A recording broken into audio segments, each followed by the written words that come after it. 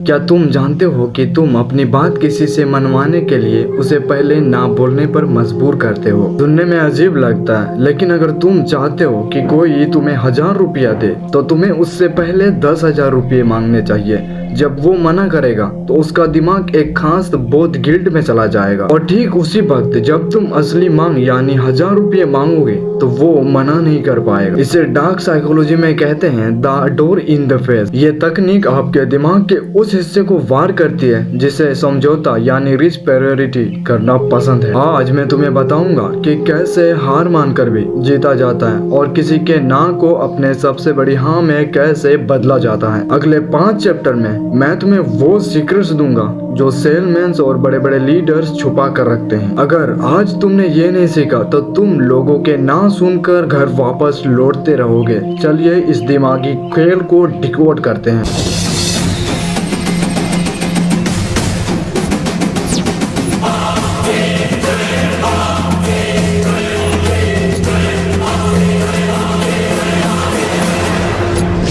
Chapter 1 psychology of conscience, झुकने का नाटक। इंसानी फितरत है कि अगर कोई हमारे लिए झुकता है तो हमें भी उसके लिए झुकना चाहिए। इसे रिसिप्रोकल कंसिस्टेंसी कहते हैं। जब तुम किसी से बहुत बड़ी मांग करते हो तो वो पक्का मना करेगा और तुम जानबूझकर अपने चेहरे का दरवाजा बंद करते हो। लेकिन असली खेल इसके बाद शुरू होता है। जैसे ही वो मना करे तुम अपनी मांग कम कर लेते हो। सामने वाले को लगता है कि तुमने उसके लिए अपना नुकसान किया है और तुम उसके लिए समझौता कर रहे हो। अब उसका दिमाग दबाव महसूस करता है कि अब उसे भी थोड़ा झुकना चाहिए। वो तुम्हारी छोटी मांग को मदद समझकर मान लेता है, जबकि हकीकत में तुम्हें वही चाहिए था। चैप्टर 2 एंकरिंग इफेक्ट, कीमत का खेल।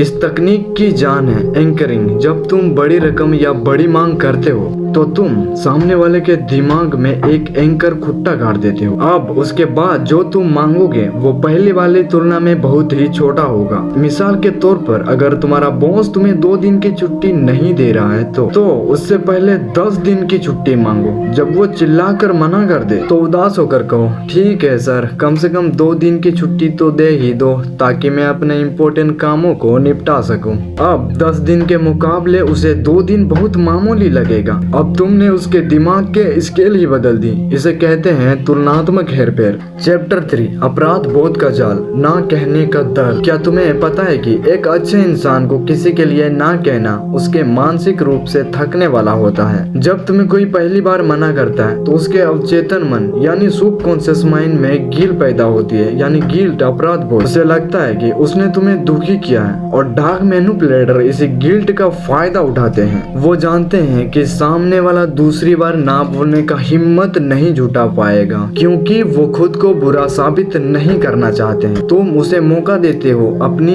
इमेज सुधारने का, और वो छोटी मांग मानकर वो असल में खुद को तसल्ली दिलाता है कि यार मैं इतना भी बुरा नहीं हूँ, मैंने उसकी दूसरी बात तो मान ही ली। चैप्टर 4 टाइमिंग ही सब कुछ है, लोहे पर चोट कब करें। डोर इन द फेस तकनीक तभी काम करती है जब तुम अपनी दूसरी मांग तुरंत रखो। अगर तुमने बड़ी मांग आज की और छोटी मांग 2 दिन बाद तो ये ट्रिक फेल हो जाएगा। क्यों? क्योंकि गिल्ट अपराध बोध का असर बहुत कम समय के लिए होता है। उसने जैसे ही पहली मांग को ना कहा उसके 10 सेकंड के अंदर तुम्हें अपनी असली मांग रखनी है। उस वक्त उसका दिमाग इमोशनल मूड में होता है। अगर तुम रुक गए तो उसका लॉजिकल दिमाग जाग जाएगा और वो समझ जाएगा कि तुम उसे बेवकूफ बना रहे हो। याद रखना, हथौड़ा तभी मारो जब गिल्ट का लोहा गर्म हो। चैप्टर 5 सावधानी, लालच की सीमा। इस ट्रिक का इस्तेमाल करते वक्त एक बात का ध्यान रखना, तुम्हारी पहली मांग इतनी भी बड़ी नहीं होनी चाहिए कि उसे मजाक लगने लगे।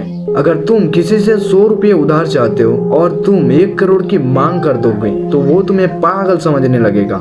तुम्हारी पहली मांग बड़ी होनी चाहिए लेकिन असंभव नहीं। तुम्हें इस खेल में इतना शातिर होना होगा कि उसे लगे कि वाकई तुम्हें वो चीज चाहिए, और जब तुम अपनी असली मांग पर आओगे तो तुम्हारे चेहरे पर वो हारने का दुख दिखना चाहिए। और अगर तुम मुस्कुरा दिए तो खेल खत्म। मैनिपुलेशन एक कला है और कलाकार कभी अपने औजार नहीं दिखाते। तो अगली बार तुम्हें अगर किसी से अपनी बात मनवानी हो तो सीधे हाँ का भीत मत मांग, पहले एक बड़ी ना का सामना करना सीखो। दुनिया तुम्हें वही देगी जो तुम चाहते हो। अगर आज तुमने इस मास्टर खेल की ट्रिक को सीख लिया है तो कमेंट में लिखो 3, 2, 1। ओपन। कल हम बात करेंगे फुट इन द डोर तकनीक की, कैसे कोई एक छोटी सी हाँ बोलकर तुम्हारे पूरे जीवन पर कब्जा कर सकती है। और अगर तुम चाहते हो कि कोई तुम्हें बेवकूफ ना बना सके तो तुम इस वीडियो को नहीं, इस चैनल को सब्सक्राइब कर सकते हो। मिलते हैं अगले वीडियो में। Thanks for watching and her her Mahadev.